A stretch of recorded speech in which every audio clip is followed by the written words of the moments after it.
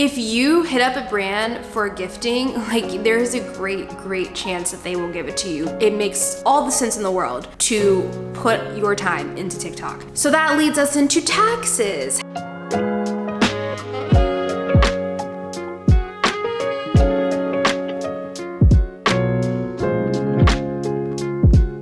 Okay, but before you buy that $500 course, let's pause.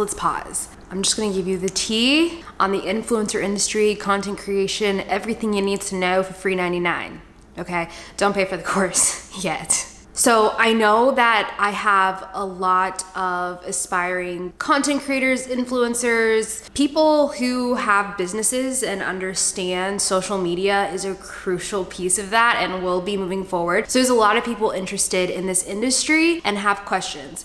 My DMs are filled with them, and I apologize if yours has never been answered. A lot of your questions are more thorough than you might think they are. So that's why I just wanted to do this video so I could give you guys really good answers that will actually help you. And you can always come back to this video, it'll live here. A little bit about me, if you're new here, my name's Bria Jones. I have been creating content now since 2018. Guys, I have to show you some of these old pictures. I really thought I was like a Tumblr girl for a second, but it's all good.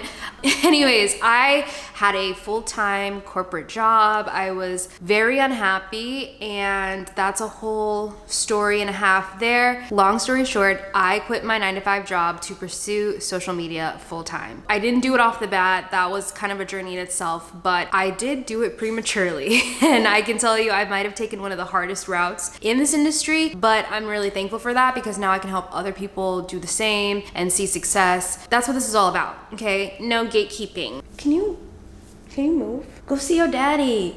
Lord, to be a mother, a hard worker, and a Capricorn rising in the same day, please. All right, so y'all sent in a lot of questions over on my Instagram story. If you're not following me there, make sure you do, because that's where I get a lot of these questions to answer here. And if you're new here, make sure you subscribe so we can keep hanging out. You won't be seeing a lot of me, okay? Now y'all sent in every kind of question because y'all knew y'all was gonna get the tea, okay? We might have to do a part 2, 3, 4, 5, 6. I don't know. We'll see how this goes. So let's start with the question I get maybe once a day. How to get started.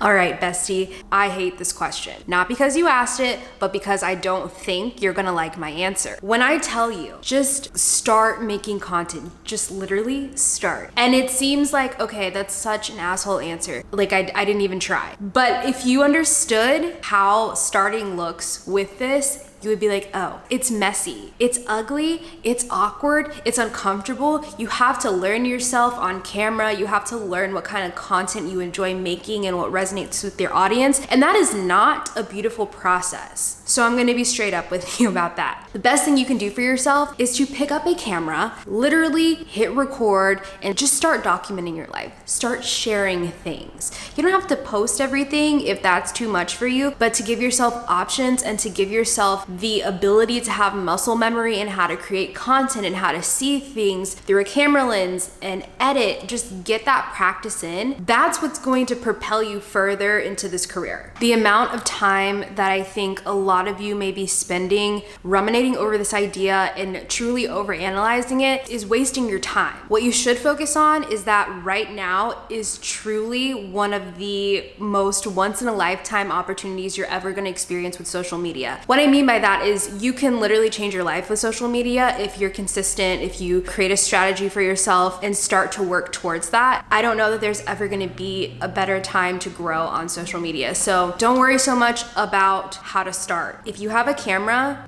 or something to communicate with the internet, you already have everything you need. You just need to figure out, what do you wanna give to the world? What is your purpose? Why do you wanna do this? And articulate that on camera. Disclaimer, you might not know how to articulate that right away, and that's okay too. The whole point is that you start trying something to figure it out. So in regards to growth, that leads me to the next question, which is what platform do you think is easiest to grow on? So I'm gonna be very transparent. This is my experience. I don't know how other influencers have maybe seen it, but I'll start with Instagram. Instagram is a lot less forgiving than any platform I've ever been on. Very saturated and still driven by aesthetics. So if that's not your thing in terms of creating content, maybe don't prioritize that one. I made the decision to stop posting so much on Instagram and focus on other platforms because the cost reward was not adding up for me. I now have more help than I used to, but at the time I was burning myself out trying to appease the Instagram algorithm, and it was honestly dehumanizing to a certain point. A lot of people who are successful on Instagram were in the golden age, where I would say like before 2018, where they might have really developed an audience or started working towards developing an audience. Otherwise, my experience in growing on Instagram has always been very random in a sense. It hasn't been because I was consistent. It hasn't been because my content was not good. I've always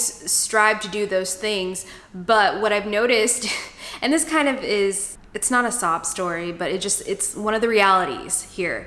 I saw growth at random times, for example, during the BLM movement, when a lot of people were like, oh shit, I'm not following any black people. Here's one. That was bittersweet. Not gonna lie, that was bittersweet. But I grew more than I've ever grown on Instagram during that time in the pandemic when people were really up in arms about a lot going on. So that was where some of my growth came from. And even then, it wasn't like I felt really happy about it because it felt like people were just doing damage control. Another time that I grew a lot was from TikTok. If I have a very viral TikTok, I will sometimes get an overflow over to Instagram. Just depends. It used to happen more so in the beginning of TikTok phases, but that has mostly helped me. Now I think Reels is what's driving Instagram growth. So if that's your thing, do it. I post my Reels. Sometimes they do well, sometimes they don't. I don't know what Instagram wants from me, so I'm not gonna speak to it anymore. Now, in terms of growing on TikTok, this is where if you are starting from scratch, I would recommend investing most of your time, at least right now, because TikTok is going to be one of the most lucrative platforms. YouTube will always be as well, but TikTok,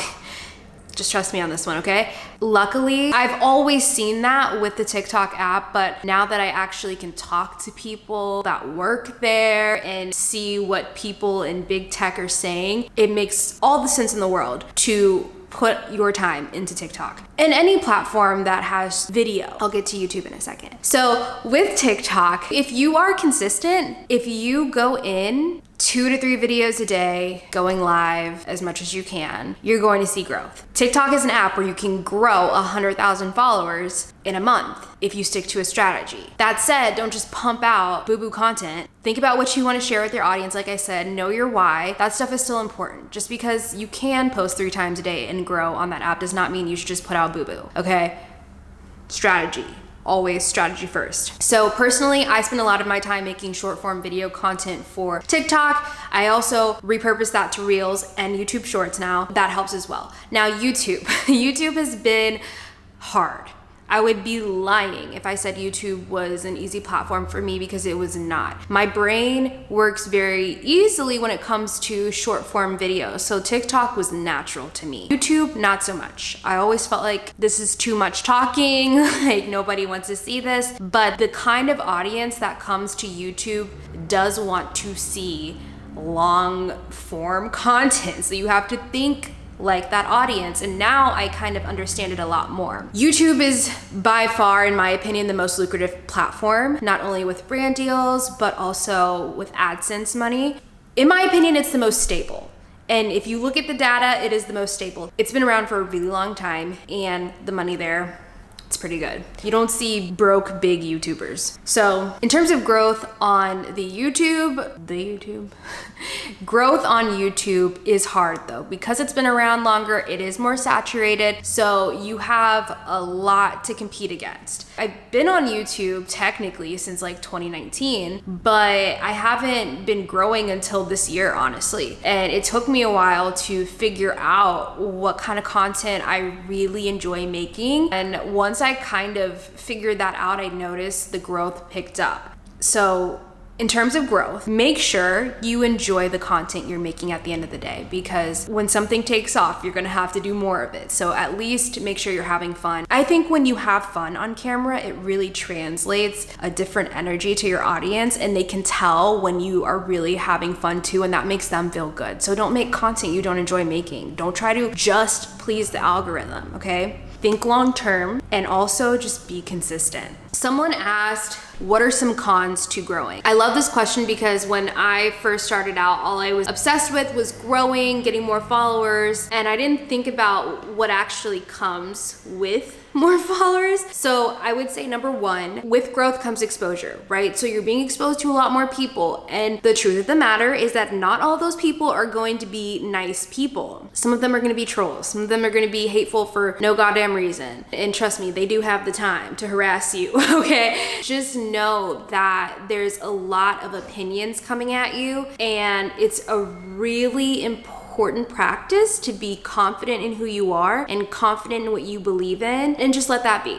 People can give you opinions all day, and people will just straight up think you're wrong for certain things, but you have to know who you are and be very confident in that, and don't let these people drive you crazy. Another thing that you can look forward to with growth is more responsibilities. And that can mean a lot of different things. But I also think with that comes a lot more expectations from you. And this is maybe unpopular opinion at this point, but y'all need to stop going to influencers as resources. I get that they have massive platforms, but some of these people are not qualified. And a lot of this work needs to be done by some of you too. And the reason I say that is because 2020 really showed us a lot, right? As a Black influencer during that time, I realized I let that get to me way too much, and I felt like I had to be the go-to girl for every single thing happening in the world. And I think that made me kind of spiral, because you realize bad shit happens every day. Every single day. And it cannot be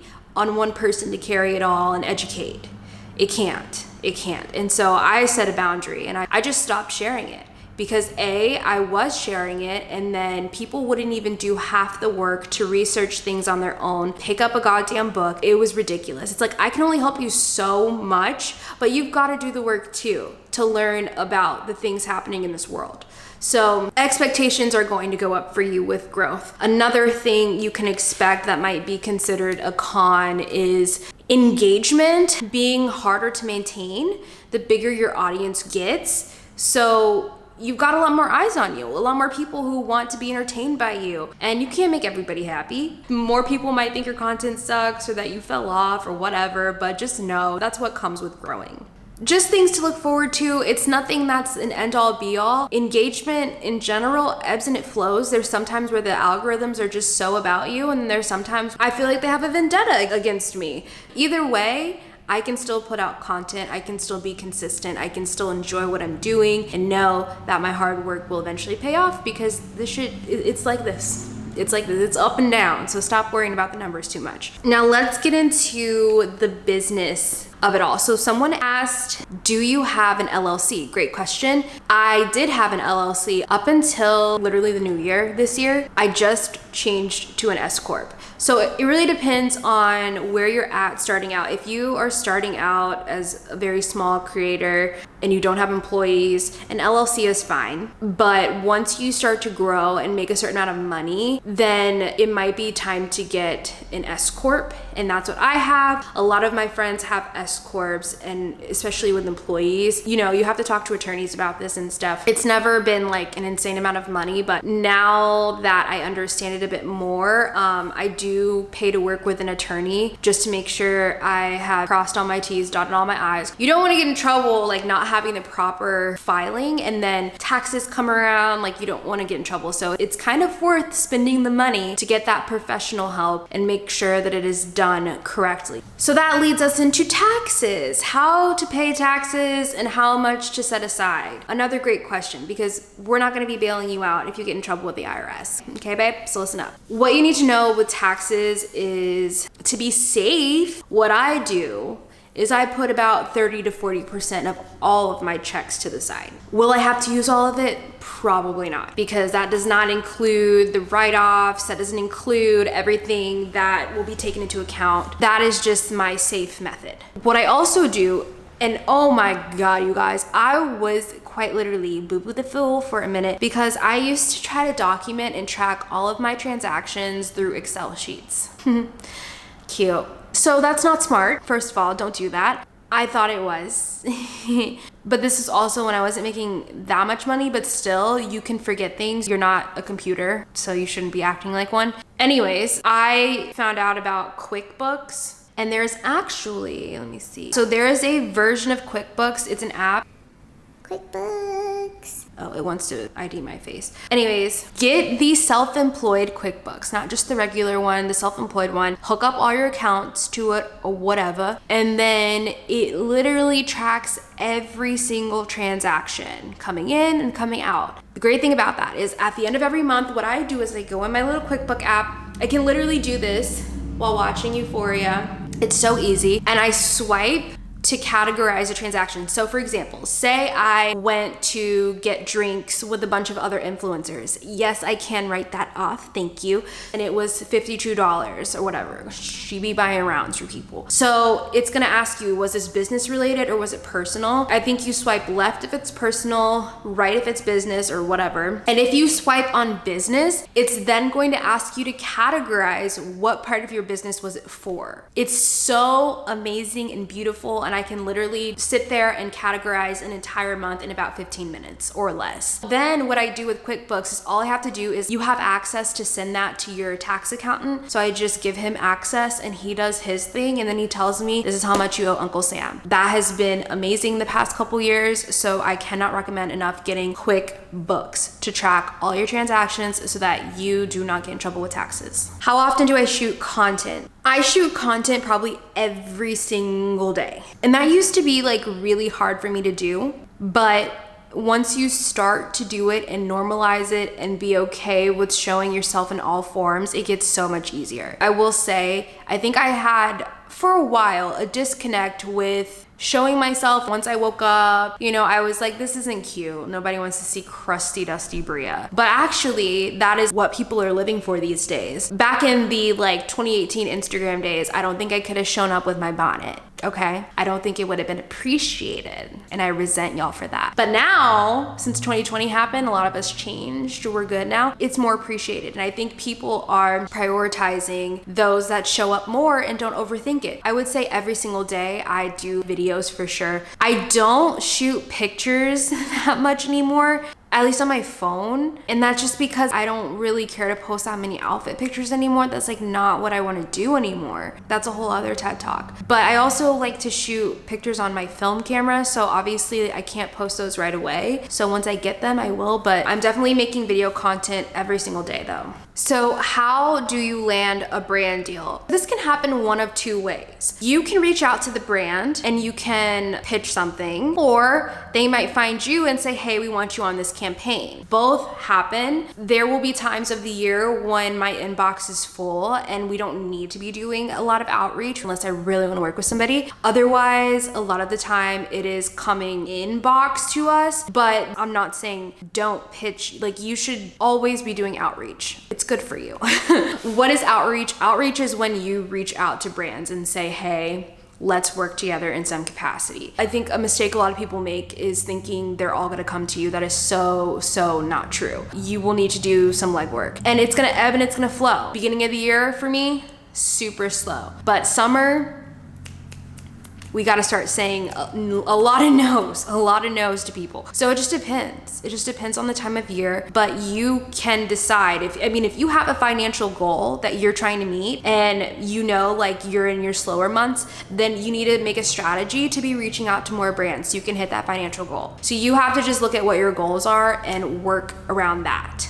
On the topic of brands, how do you get giftings? So this is also kind of the same thing. They can reach out to you, you can reach out to them. If you're interested in a gifting, you can always like DM a brand. I don't like to have conversations in my DMs with brands because they do get lost. So usually I'll go to a brand that I like and maybe want a gifting to try something from, and I'll say, hi, do you have an influencer contact I can reach out to, would love to try your product, or something like that. And then from there, I take it to email, or I'll have my agency reach out to set something up and coordinate a gifting.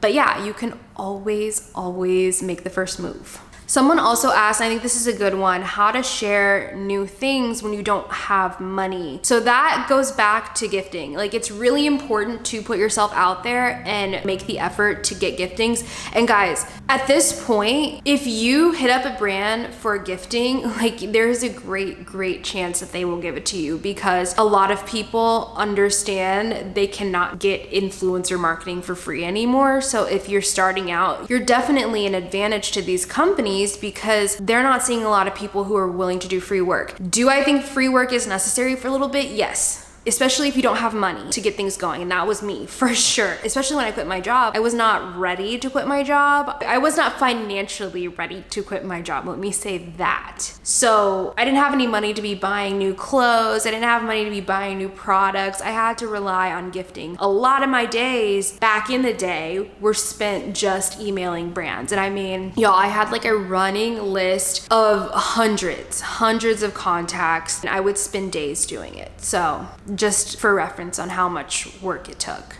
So how do you know what to charge? Okay, this can be really hard. Here's the thing. A lot of you are probably undercharging. That's just tea. I know I was. And even when I was in my early days, undercharging, okay? The best way that I can tell you to learn how to charge is to talk to other creators who are around your size and engagement and similar content to you. Literally, you gotta network, you gotta connect with people. A lot of this industry is built on that. We have to hold each other accountable and the industry accountable, because we are at a time where, I mean, okay, this is an example. So I know someone who has 1 million followers on TikTok. They don't know how to pitch though. They will take $300 deals, versus I know TikTokers who have maybe 100K, 200K, and they're making $10,000 from TikTok. The difference? They're not talking. Have conversations with people in your industry, and also don't work with brands who don't see your value. You should not be coming down to a price that's so low. You understand you work harder than that. Write down, what do you think you're worth, first of all, and then talk to people around you.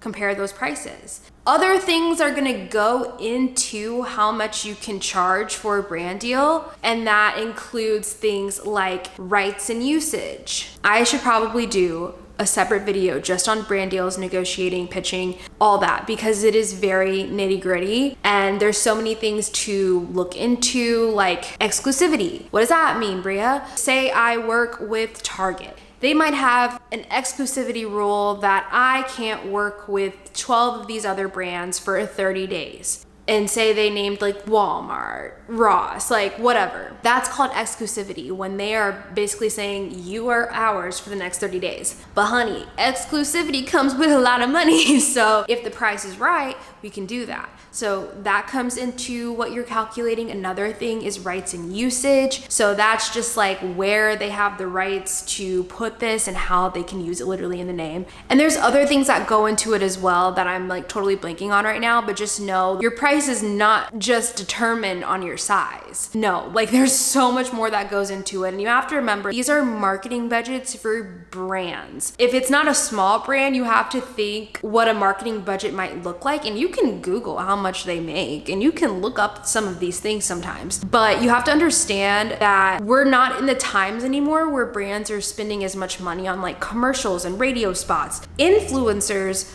and content creators are that now. And the price that these companies would pay for a commercial or a radio spot or whatever back in the day is not even a fraction of what we ask for. What we're asking for is so much smaller. What I'm saying is you can think big here, because it's a very lucrative industry, to be transparent with you, and it's only growing. So think big and learn how to negotiate and pitch yourself properly so that these companies see that you know what the fuck you're talking about. So how do you pitch pitch to brands exactly. Honestly, you don't need to think too hard into what exactly to say. It varies between brands. If you're looking for gifting and you want to pitch to them, try to find the influencer contact first. That will be the easiest way to get a response. And then once you do that, let them know who you are in like 2 sentences or less. You could say something like, "Hi, I'm Bria Jones. I'm a lifestyle influencer and I recently discovered your brand and your products and I would really love to try. Now this is where you listen to me. This is where you listen to me." Let them know what you would like to try. Don't just say, "Hey, can I try your products?" The more specific you are with pitching, the better. That's what I found, at least in getting a response, because these people are being hit up constantly. Like, you have to understand that you need to make yourself stand out. And the way you can stand out is by making their lives easier. So you need to tell them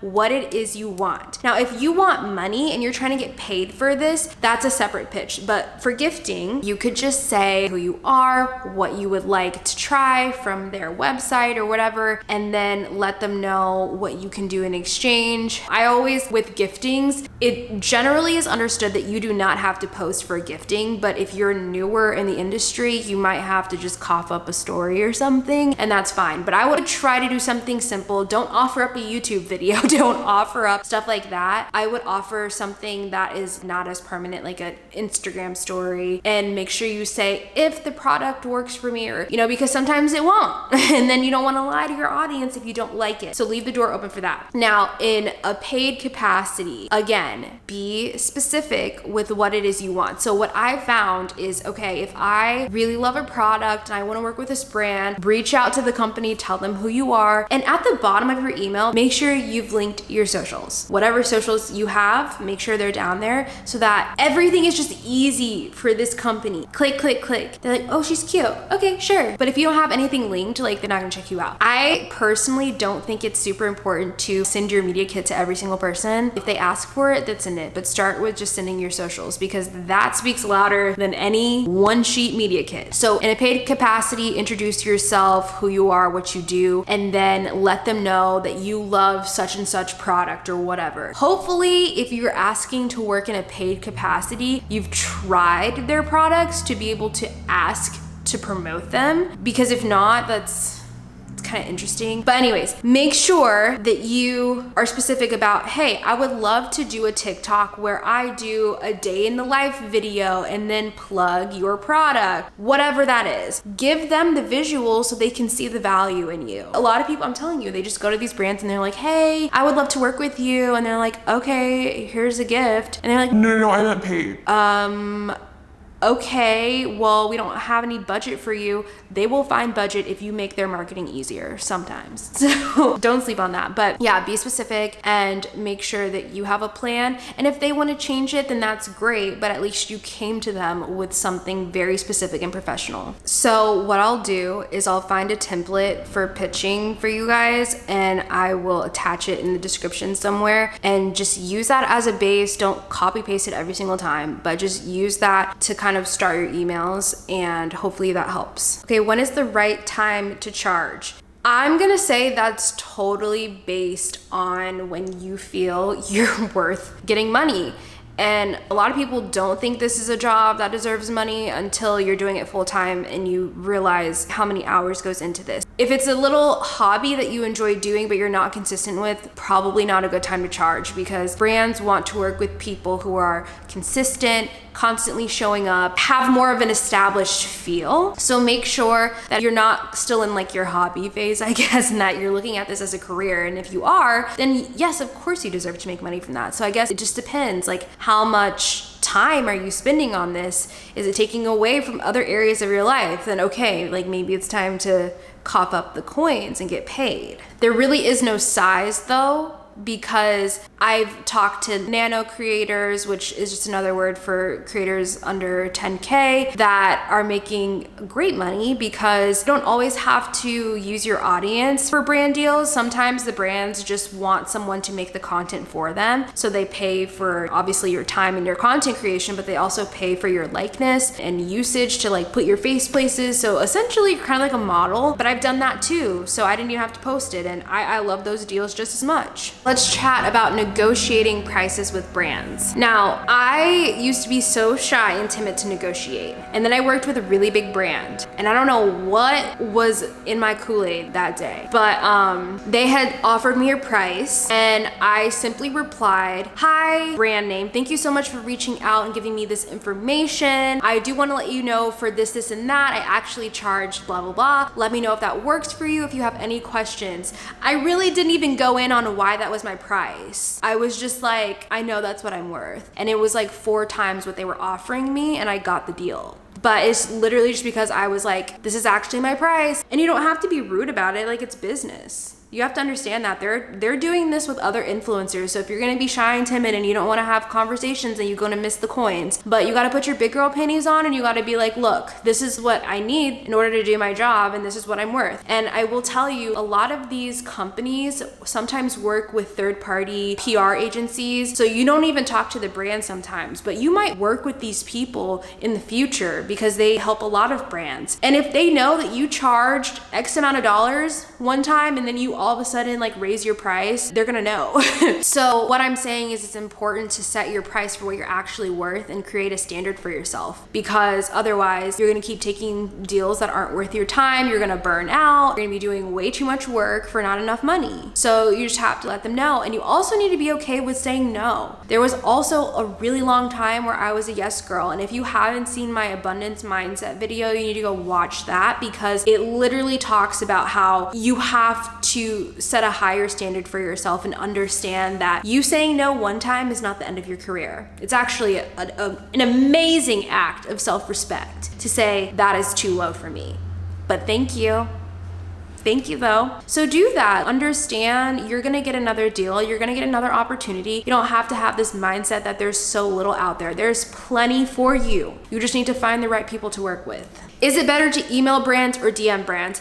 Kind of mentioned this earlier, my preference is email. I might start with a DM, but my DMs are so messy. I lose conversations all the time. I can see the paper trail a lot easier on email, so I always recommend email. It's more professional and you wanna have like a track of your conversation that won't accidentally disappear. So let's get into the discussion of managers. Someone asked, what made you leave your last 2 agencies? So I have been with a total now of 4 different managers, 3 different agencies, and the first company, I had actually reached out to them to be on their roster, and they were very kind to take me, especially at such a small size. It wasn't super lucrative for me at the time, and the reason that I didn't want to continue with them was because I was having like payment issues. And by that, I mean like they just weren't giving me my money. And I was like, what's happening? Like nobody was talking to me. Nobody was giving me like any communication. And to me, that's just so unacceptable. So I was like, I can't be like left in limbo about my well-being. And at that time, it was a bigger deal. It would be a big deal now. Don't get it twisted. But back then, I was not making any money. I was doing like all these odd jobs to be able to sustain being full-time social media. So even if it was a $500 check, that was really important for me to be able to have food for the month and gas. So I needed them to honor the contract, and that just wasn't happening. Were they great? Were they nice? Absolutely. But I don't know what happened there. I still to this day don't. And it wasn't just a me thing. It was happening to a lot of influencers, and we were not getting answers. So to me, that is just like so unacceptable. My second experience with management was totally fine as well. I think you have to ask yourself what kind of pace you're looking for. All managers are so different, like truly so different, and it doesn't make any of them bad. Personally, I want someone who is very aggressive with outreach, with their negotiation skills, and I at the time just didn't feel like I was getting as much urgency as I wanted. And like I said, that wasn't a bad experience, it just was not my preference. And so you have to figure out what kind of style you want. You have to remember, like, not everyone that does content creation, it's not everyone's main source of income. So some people don't care to get a bunch of brand deals in a month or a lot of high paying ones, but some people, that's their mainstream of income. Like for me, that's one of my main streams. So I need to have someone who's just as urgent and aggressive in that space as I am. Now, my manager, I just feel like we're both very much so like, I don't know what that means, but do you get the vibe? Like, we're just about it. We go together great, and she gets the vision I have for myself. We're constantly working on strategy and improving things, but also at the same time making sure that I'm doing something I'm proud of. It's nice that she gets that about me, and our energies, I feel like they just match in terms of getting things done, professionalism, communication. Like, we have the same expectations there. I really like the relationship I have now. We probably text Monday through Friday, and we usually have a meeting once a week, and that's what I prefer. Some people don't need to talk to their managers weekly, don't want to talk to their managers weekly, don't even want to text weekly. Maybe bi-weekly is for them, but for me, this is one of the few people that feels like a coworker to me. So it's important for me to have conversations, especially when we're working towards the same goals. I'm very happy where I am right now, and I feel like you just have to think about what you want to get out of a manager, what your goals are, and see if they can help you get there. How often do I get paid? That's a really good question. Someone said, do you typically get a check for the content you create every 2 weeks? No. If you're going to do social media as your job, you do need to understand that payment is weird. If you don't have a manager and you're managing yourself, you're gonna have to be the finance team as well. And I've been there before, where I have to invoice the brand, I have to follow up only 1,000,000 times with the brand to get my actual payment. Sometimes they do not pay on time. Like, your contract might say net 60, but they pay net 90, and you can do all the following up in the world, but you do have to follow up, and communication is everything. With my current agency, what they do is the brands pay my agency, and then every month my agency pays me out. So they take their commission, because my manager gets 20%, or the agency as a whole gets 20%. They take 20% out of each deal that they have negotiated for me, and then they send me the remaining, and it goes directly to my bank account, and that's once a month.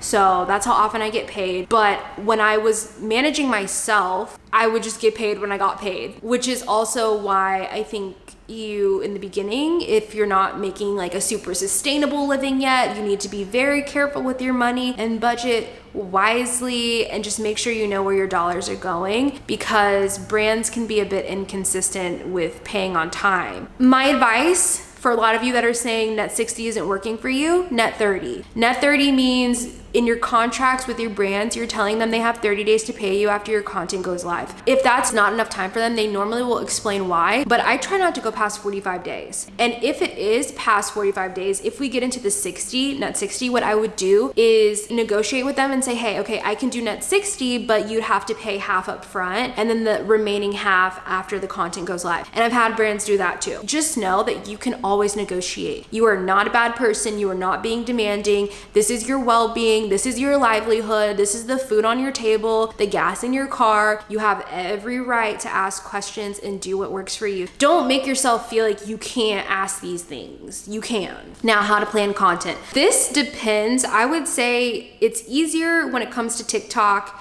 and reels and shorts like that. It's easier for me to plan that stuff on a weekly basis and then tweak it day to day as I see how things are going. But for YouTube, for example, I will probably plan out the entire month. What I did last week at the end of January was figure out what videos I wanted to make for YouTube for the month of February. So I'll be posting twice a week in February, so I needed 8 ideas. I came up with all of those in one sitting, and then I can just shoot as I have time. YouTube is a bit easier to plan for, in my opinion. And then TikTok is harder because you just pump out more content. Like right now, what's relevant for me and my followers is 5 a.m. February. So I'm doing daily TikToks about my 5 a.m. February experience, and then maybe something else that ties into like what's going on in my life. Just figure out what works for you. But with TikTok, I would say plan weekly and tweak as needed. Otherwise, do not try to do it the day of. Just don't do that. That'll just make you stressed out in the long run. I mean, you could do it, but you're just gonna get crazy. Okay, and then the last question I'll do in this video, because we literally have like hundreds, but I'm gonna pause here and we'll do a part 2 100%. Equipment that I use. So what I'll do is I'll actually link the equipment I use, but I am currently filming this vlog on a Sony ZV-1. I will link the microphone, the stabilizer, and I have an external lens. So I actually am not using the kit lens or the lens that comes with the camera. I got an external wide lens because I just like the shot shots more. So I'll link the lens for you, the mic, the camera, the stand. I'll link my iPhone tripod that I just got if you're doing shots like on your iPhone around the house and you need something stable, or if you're shooting content by yourself, this is a really good tripod. In terms of editing software, we use Premiere, but also Final Cut, but the last few videos you've seen have all been edited in Premiere by AJ himself. So that is something we use. And then in order for me to do my day-to-day content, that's all I really need personally is editing software, my vlog camera, and my phone. Like if I have those things, I can do my job. I really can. Another editing app I use on my phone, I like Splice. There's another one called Video Leap that's pretty good too. And then I use Canva to make all my thumbnails, and I use PixArt to do like the blur effect. So yeah, that's like stuff that I use, and I keep it pretty simple. Like you do not need to go and buy like all this fancy equipment. No, just get the basics, honestly, and just show up. I'm telling you. Okay, so I'm definitely thinking we're gonna need a part 2 to this, where I really do wanna do a video for you guys that focuses on pitching, brand deals, negotiating, and all that. If that's something you would want, let me know. And if you do, then I'll work on that video for you. Otherwise, peep the description for the equipment I mentioned and everything I use. And like I said, I'll attach a little example of how to pitch to a brand for gifting and for a paid deal. And yeah, I hope this helped you out a bit. I know it can be really hard and confusing to get involved in this industry because we're the pioneers for it, guys. You got to remember that. We are some of the first people to see what social media does, how it changes people's life, and how people sustain their income with this. So we're making the rules as we go along, so we don't have people to look to. Make sure that you're always having conversations with people in the industry, network and make friends. If you know other creators, hit them up for a coffee date or a content date, whatever. I've literally been doing that in Dallas. Kenzie and Peyton have invited me out, so I've been on Peyton's podcast and gone out for drinks with Kenzie and Peyton. Just DM them, reach out to them if you know are in the same area. Don't be shy. But a lot of your knowledge is going to come from the people around you and people who are also doing this too. And then the other part's just going to come from you trying and failing, and that is okay. That is a part of the journey, and it's a very beautiful part of the journey that you have to learn to appreciate, because that's the only way you're going to get better at your craft. Anyways, I hope this helps. I love you guys, and I'll see you next week.